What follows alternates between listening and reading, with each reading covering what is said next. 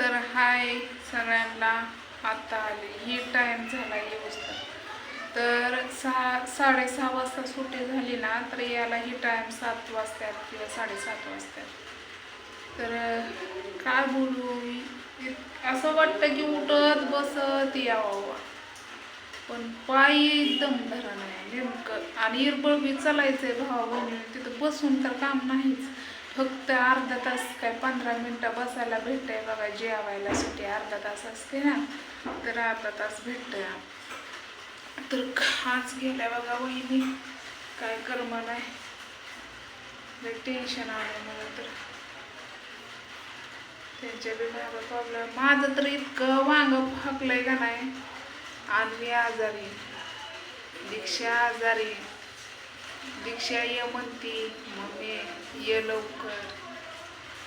काय करू काय नाही असं झालंय. असं वाटतं मला बुडून जावं, पण जाऊन तर फायदा माझा पाहिजे ना. लेकरांना दवाखान्यात न्यायला माझ्याकडे 1 रुपया नाही, मला जायला रुपया नाही. तर तुम्ही विचार करा तर मी कशी जाईन.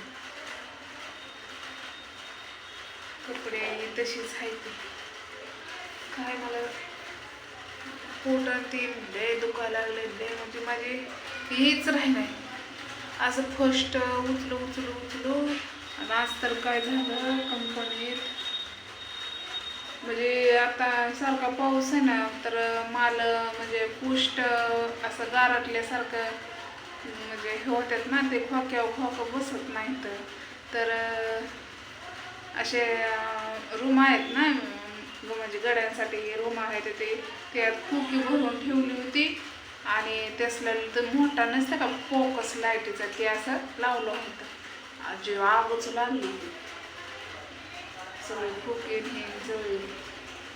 म्हणजे काढला तसा माल, पण बरं झालं थोडक्यात असे म्हणजे 10-20 खोकी जळाली.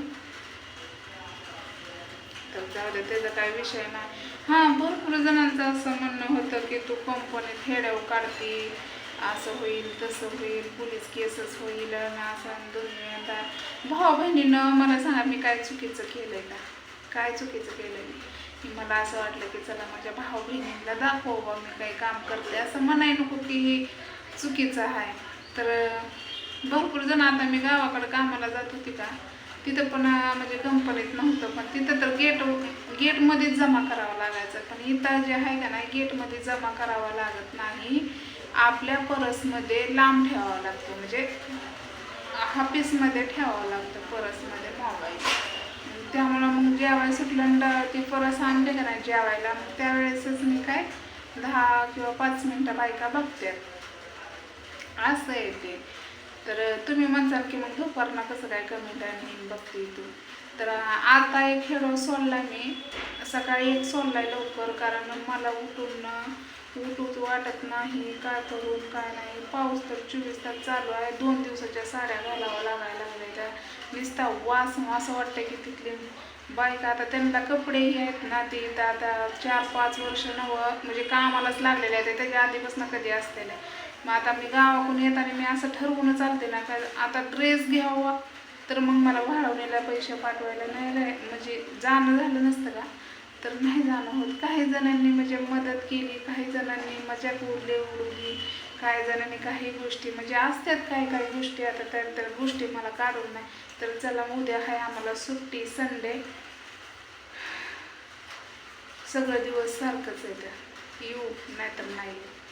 वर टाईम आहे ना, नाही तर सुट्टी 5:30लाच असते आम्हाला, पण वर टाईम आहे ना, 8ला जावं लागतं. बरोबर 8ला निघावं लागतंय 7 वाजता. 7:15 किंवा 7ला 15 मिनटं कमी असताना तेव्हा ते पोचतंय 8 वाजता.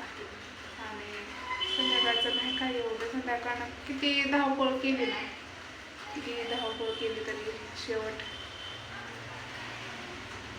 मी तुम्हाला नाही आता घरं हे दाखवायची म्हणजे ताकद बी नाही. आता मी झोपणार आहे, काय स्वयंपाक बी नाही बनवणार, काय नाही. भरपूर जण माझ्या भावा बहिणीला लई काळजी असते. ज्योतिताई, जर तुम्हाला देणं होत नसेल तर वाईट बी बोलू नका.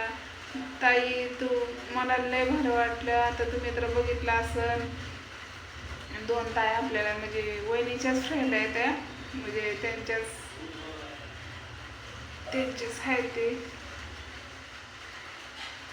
तरी पण मला वहिनीने नेलं ना तर मला लय आनंद वाटलं. म्हणजे तुम्ही बघा मागच्या ह्याच्यामध्ये जाऊन की नाही का एकदा म्हणजे वहिनीचं गिफ्ट आलं तर वहिनीला पाठवलेलं त्यावेळेस मला असं वाटलं की मलाच पाठवलं. लय आनंद झाला माझ्या लेकरांना पण लय आनंद झाला. दीक्षा मम्मी तुला काय आले, मम्मी तुला काय आले असं.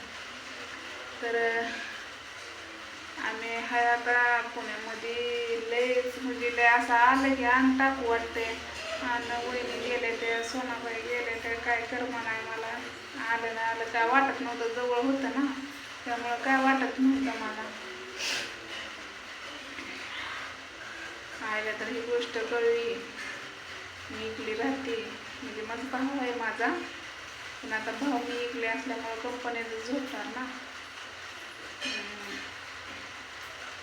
नाही त्यांची रूम आहे की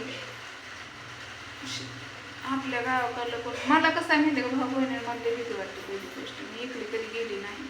हा खेड्या गावाला मी गेले, तिकडं डेअरिंग पण केली, पण सिटीत म्हणजे भेव वाटतंच ना. शेतीतल्या खेड्यातल्या बायकांना सांगा बरं तुम्ही तसं भ्यायला काय माणूस. पण काय सांगावं कोणाच्या मनातलं धकधूक धुकधूक. त्या दिवशी इतकं टेन्शन आलं की कसं मला अन्नीचं ध्यान आलं की माझ्यानंतर अन्नीला बघायचं कोण. म्हणून माझी इच्छा आहे प्लीज पूर्ण करा. म्हणजे इच्छा म्हणजे तुम्ही फक्त तुमच्या आशीर्वादाची मला गरज आहे. अन्नीला आशीर्वाद द्या आणि तुमच्या एक लाईकची गरज आहे, बस एवढंच. बाकी काय नको.